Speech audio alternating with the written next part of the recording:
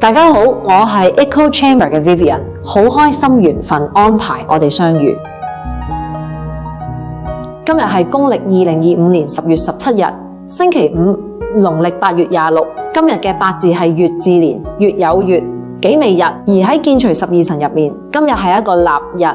立字有收納、收藏同吸收嘅意思，所以今日宇宙嘅整體能量係傾向於收穫同積累，就好似為一整個星期嘅辛勞做一個溫柔嘅總結同收藏。今日我哋就將呢份宇宙嘅指引完整咁打開，睇下點樣可以過得更順心。首先，我哋嚟睇下今日12生肖嘅朋友仔有咩要注意。今日要特別關心一下生肖屬牛嘅朋友。今日係己未日，你哋嘅生肖地支係丑，正形成丑未相沖。呢種相沖可能會令你感覺諸事不順，尤其喺工作上容易同同事或夥伴因為小事意見不合產生摩擦。特別係1985年乙丑年出世嘅朋友，因為天干都係乙木，運勢嘅波動會感受得更加明顯。不過唔使擔心，與其話係一個難關，不如話係宇宙溫柔咁提醒我哋要慢落嚟化解嘅錦囊。好簡單，你可以佩戴一個精緻嘅馬形飾物，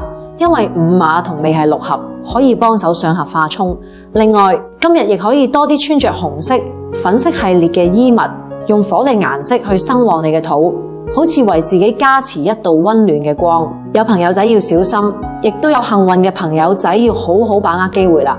今日嘅幸運生肖係馬、兔同埋豬嘅朋友，你哋今日喺人緣、事業同合作方面嘅運勢都特別強，尤其係屬馬嘅朋友，貴人運相當旺盛，不妨主動啲約下客戶或者好耐冇見嘅同事食飯傾偈，唔單止可以增進感情，更有機會喺輕鬆嘅氛圍下促成合作，帶嚟意想不到嘅收穫㗎。跟住落嚟係一個好實用嘅生活小貼士，關於今日嘅幸運方位，想增強財運嘅朋友，例如想傾生意、追數，甚至係約朋友打麻雀，都可以留意一下。今日嘅財神爺喺正北方，向住呢個方向進發，可能會順利啲㗎。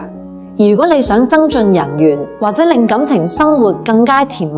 就要留意喜神方位啦。今日嘅喜神喺東南方，多啲喺屋企或者辦公室嘅東南方活動，例如喺嗰度打個電話、飲杯茶，都有助你吸引喜悅嘅能量。除咗方位，時間嘅選擇都好重要。我哋嚟睇下今日有邊啲機會之窗，同埋需要靜落嚟嘅探查時間。今日嘅吉時有3個，第一個係清晨嘅乜時，朝早5點至7點，呢個時間好適合做啲晨運，或者靜地為全日嘅工作制定一個計劃，會令你思路特別清晰。第二個係巳時，朝早9點至11點，呢個係今日嘅黃金時間，能量最強，非常適合用嚟開會、洽談生意，甚至簽署合約，你會感覺到事半功倍。第三個係下晝嘅3點至5點，申時，呢個時段適合處理手頭上嘅收尾工作，或者向上司匯報進度。你嘅努力好容易獲得讚賞同肯定。至於要溫馨提示一下嘅時辰，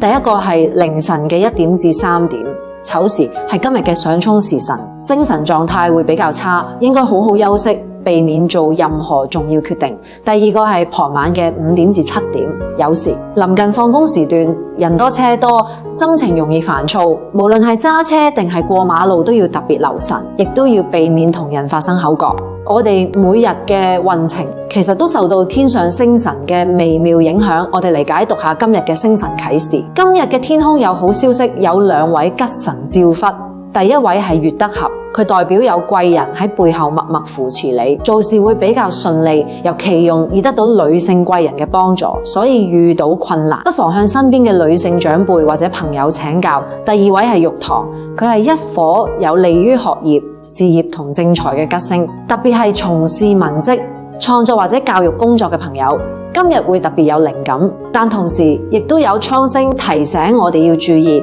人格。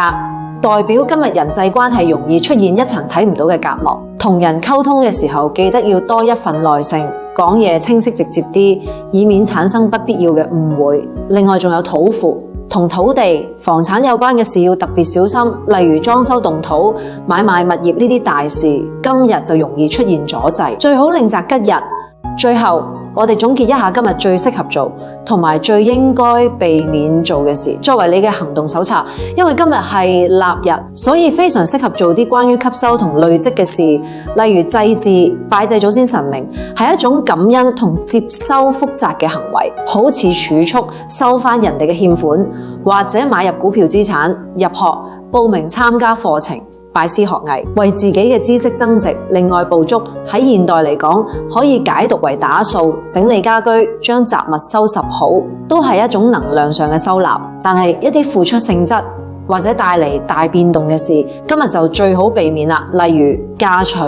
搬屋、安葬呢啲人生大事，氣場唔穩定，同埋出行，即係長途旅行或者出差都容易有阻滯，唔太建議。總括而言，今日只要保持一個務實、低調嘅態度，將專注力放喺鞏固同吸收，減少不必要嘅付出同變動，自然就可以安然順遂咁度過。希望呢份詳細嘅解讀可以幫到你將今日過得更安然、更有智慧。記住，我哋了解運程係為咗更好地掌握自己嘅人生。祝你今日平安順心，聽日我哋準時再見。